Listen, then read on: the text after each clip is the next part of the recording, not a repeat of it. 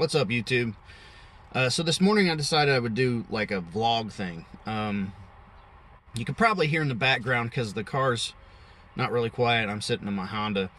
You can hear the highway noise. I live right near highway, so I wanted to do a little vlog thing this morning before, at the start of the video, instead of just jumping right into it.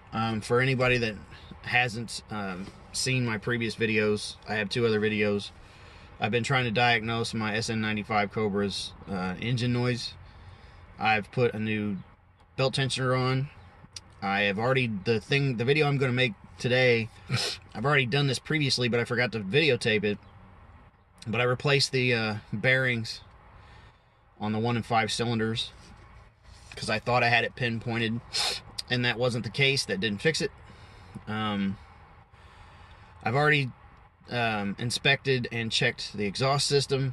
I've inspected and checked the transmission, the clutch, and several other things that people have suggested. An exhaust leak, loose spark plugs, several other things. So all I'm left with to go back to is check the rest of the rod cap bearings. So what I'm going to do today is I'm going to go pick up the whole set. I'm just going to change them all. So what I'm going to do today is show you how to change your rod bearings in the car. Hell yes, it's a lot easier to just remove the engine and do this. Well, it's a lot easier if the engine's removed. I won't say it's easier to remove the engine and do it, but it's a lot easier to change them if the engine's out of the car. But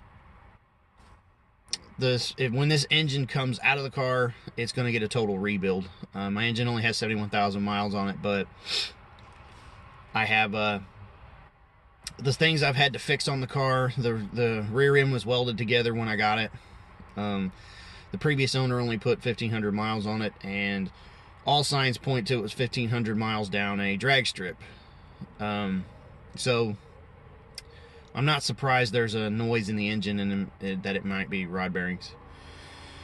So that's a catch up and a recap quickly here. So why don't we go ahead, and the next time you see my beautiful face, or rather you won't, the next time you see my hands, it will be under the car. Maybe I'll do a reveal of the car with the garage door or something, but just a little vlogging here in the beginning. So we're going to go ahead and get started on this. I'm going to go pick up those rod bearings, and when the next time you see me, we'll be in the next segment where I'm revealing the car. So stay tuned.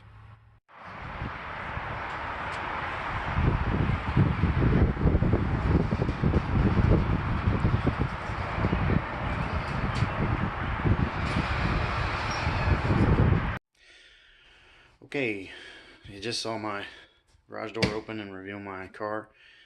I'm going to take some footage, and there's going to be a lot of highway noise.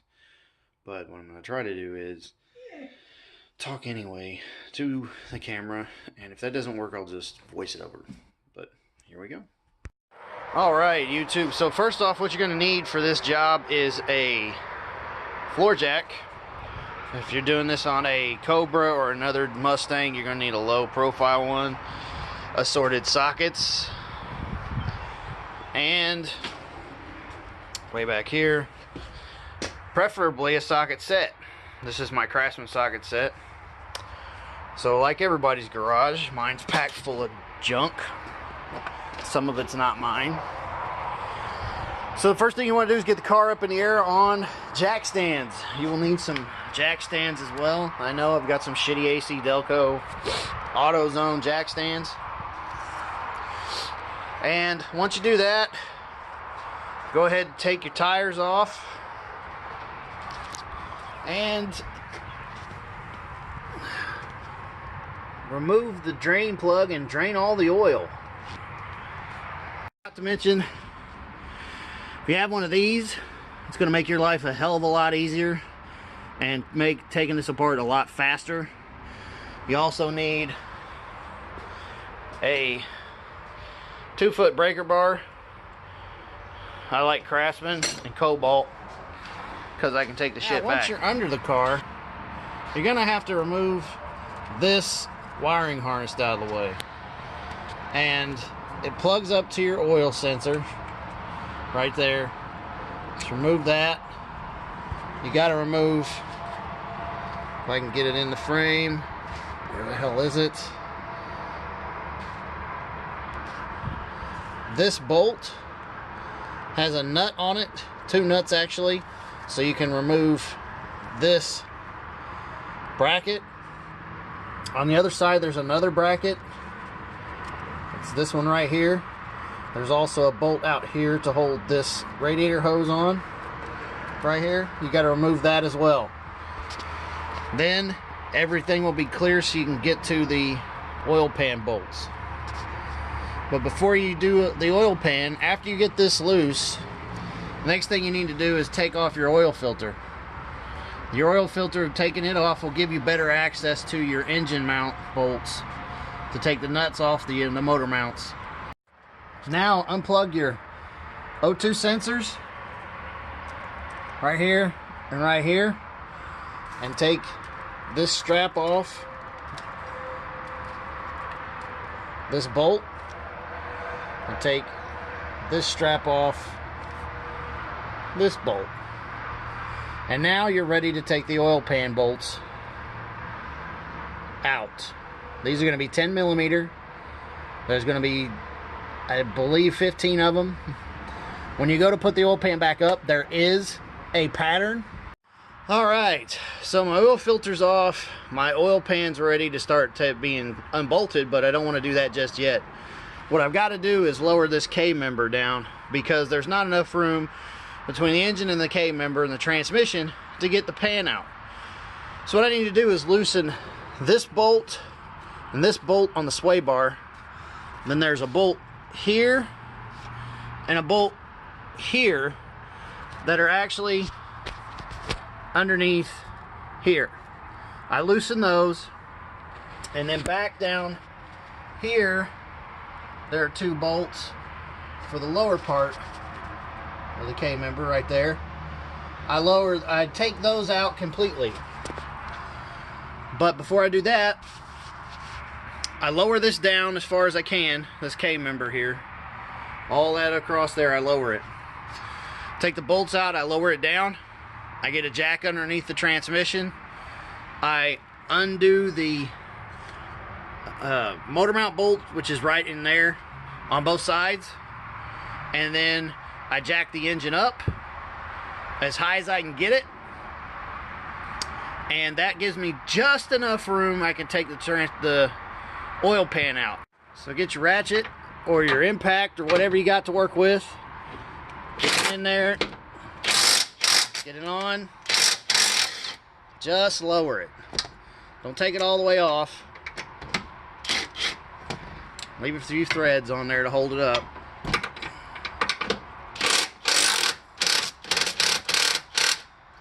Get your ratchet, put you an 18 millimeter socket on there, and you're going to take these loose. If you can hold the camera and turn the ratchet.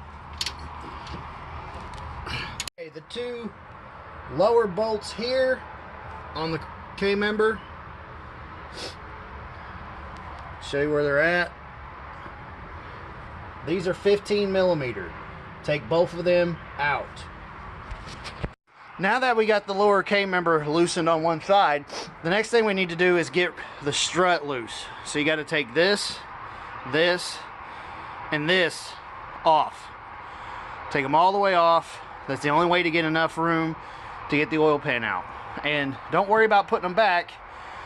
You can slowly lower the car down, and going to one side or the other, you can work the strut back into a spot with the weight of the car coming down on the suspension, where they'll generally fit right back in. You can get the nuts and bolts back on and tighten it back up and pull it up. What you don't want to do is move this.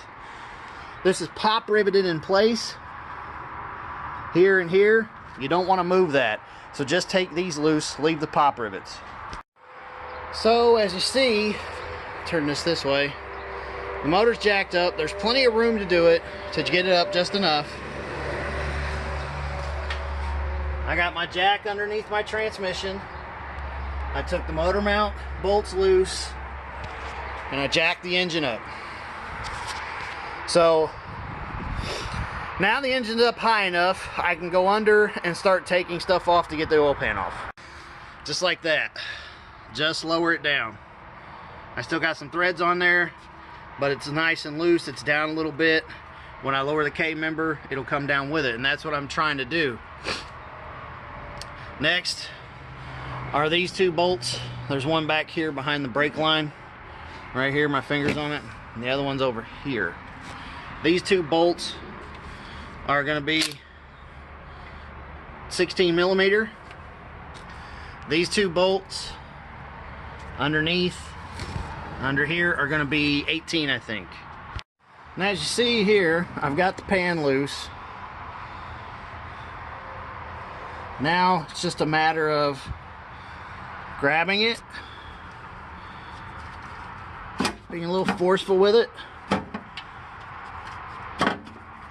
make it flex just a little bit. I'm trying to hold the phone while I do this. It's not easy, but I'm gonna pull it and pull it down. So hold on a second. So now I'm gonna grab it, and it's gonna come down just a little bit. Right there, see that? It's almost there, right? It's not quite, but it's almost. That's as high as I can get the engine and as low as I can get the K member. But if I just grab it and pull on it just a little bit, it should pop right out. Hold on a second. It'd be nice if I had an extra pair of hands, but my kid just decided to bail on me today. So now I take the pickup tube off. These two bolts right here, this is the pickup tube. And then there's a bolt right here. So I take those off and then I pull the pickup tube out. It's also a good time to have some pigs. There's some absorbent pads, whatever you want to call them. Not a bad idea to have some. So as you can see, I got the oil pan off. It takes a little bit of grunt work, a little bit of pushing and pulling, but I got it. Alright, so take the pickup tube off. So there you go. There's the underside of my Cobra. Everything looks good. None of the bearings move. None of the rods move. Everything looks okay.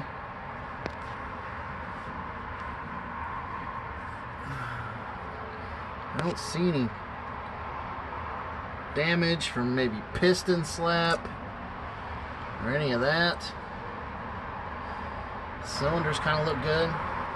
Honestly, I'm at a loss what it could be, but what I'm going to do is change these. And what I've done is I've taken a marker and I've marked, as you can see on this one, marked the direction the cap goes, because these caps are all bored as one and then they crack them in half to make them. So you need to make sure you mark them before you take them off. Like these two, I can't get to right now. I'm going to have to rotate the engine, but I can change this one and this one, so that's what I'm going to do. And again, there's a torque sequence. The torque sequence is 22 foot-pounds, then turn an additional 90 degrees. For this next part, here's my bearing, and it doesn't look too bad, but it is really loose in the cap. Like, it doesn't clip in like it should. So I'm gonna change it. Something that you need to know is when you're doing this, you're going to need a new pack of bolts. There's 2 per rod cap, so that makes 16 bolts. They're not very expensive. I bought all 16 for about $60. That's the part number that you need right there. When you're putting these back together, get yourself some engine assembly lube. This is just a precaution for when you're putting the new bearings in You're putting it back together. I mean, it's $5. There's, you know, don't take a chance. Just get some of this, put it on the bearings before you put them back together on the rod, on your crank. And it's just a little insurance policy, all right. I think. I got the 2 bearings changed. I'm ready to do the tightening down procedure for the rod caps. I've got my janky torque wrench here. It's just a cheapo. Push it until it hits the mark. You're looking for 22 foot-pounds, and then you're going to turn the bolt an additional 90 degrees. Let's get it on there. And you're going to torque it down to 22 foot-pounds. Alright, that's about 22 there, roughly. Now, you turn it an additional 90 degrees. So get my ratchet.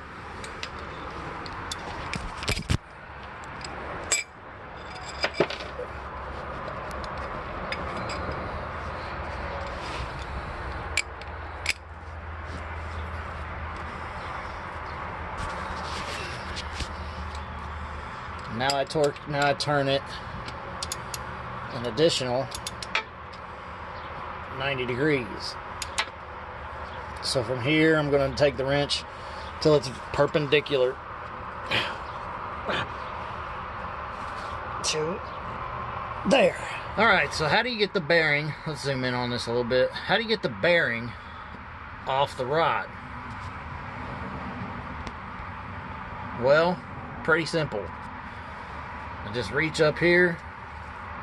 I'm going to push on one side of it. I push the rod up into the piston hole. I push on one side of the bearing and it's going to slide right out. This is how the one looks on the number 4.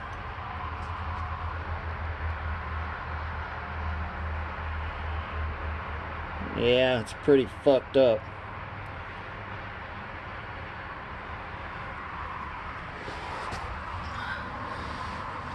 There's some scoring on the crank.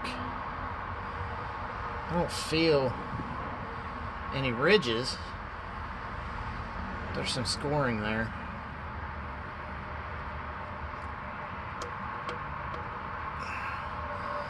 So there's my problem. Found it.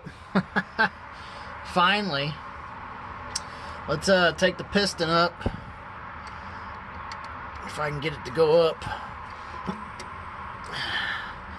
Seems like it's on a compression stroke, which sucks for getting it up, but as you can see, all my other bearings came out really easy. I had to actually get a screwdriver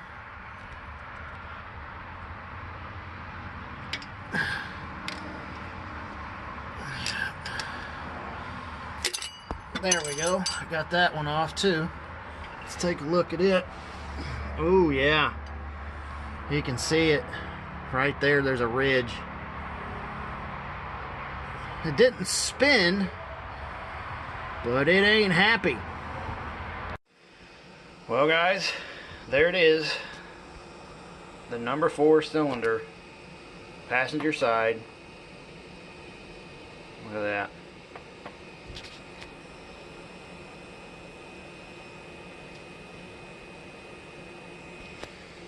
This is it right here.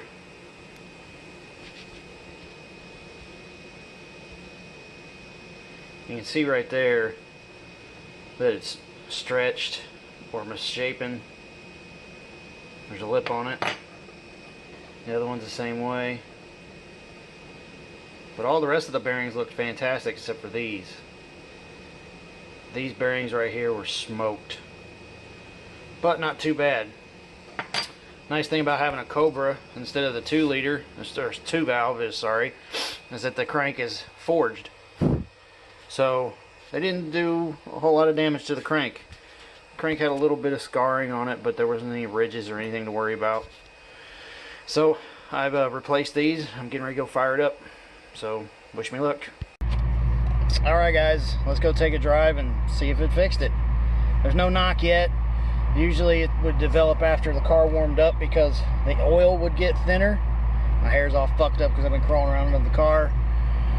I hope I'm talking loud enough, but I'm recording this with my phone, so let's go for a ride and see. It's a nice day out, top's down. Should probably put the top up so I can hear. All right, here we go.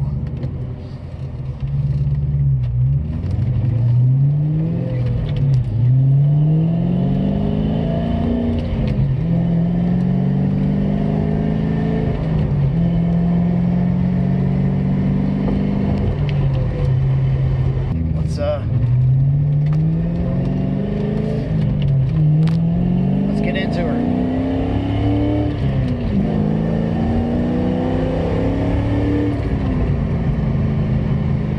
Seems like it's fixed now, guys. If you have a knock in your engine and you got a 4.6 liter, especially if it's a Cobra, the bad news is your bearings are made of aluminum. So if you run it dry on oil or low on oil, you're more than likely going to smoke the bearings in this engine. Now, I was lucky enough, I only did one, but it happened to be the very last bearing I changed was the bearing that I screwed up. But I did this video, and I hope I can help the other guys out there that have 2 valves and 4 valves. That I'm sitting in a parking lot right now, so I'm looking around. But you can do this yourself. You don't need a whole lot of tools. I did it basically with a junk Duralast socket set I bought from AutoZone and my impact. Now, I did buy the impact and the low profile jack for this job. So altogether, changing these bearings and hunting this problem down and fixing this problem in my Cobra has cost me about $400. To have this engine pulled and rebuilt is $6,000 or more. So I'll take 400 bucks any day of the week. So there's the update video for my car. It's finally fucking fixed. For me, it was a rod bearing. But I would suggest checking all the other stuff out that I've mentioned in the other videos first. And I don't know, maybe I'll make some more videos after this, maybe I won't, but I hope this helps you guys out.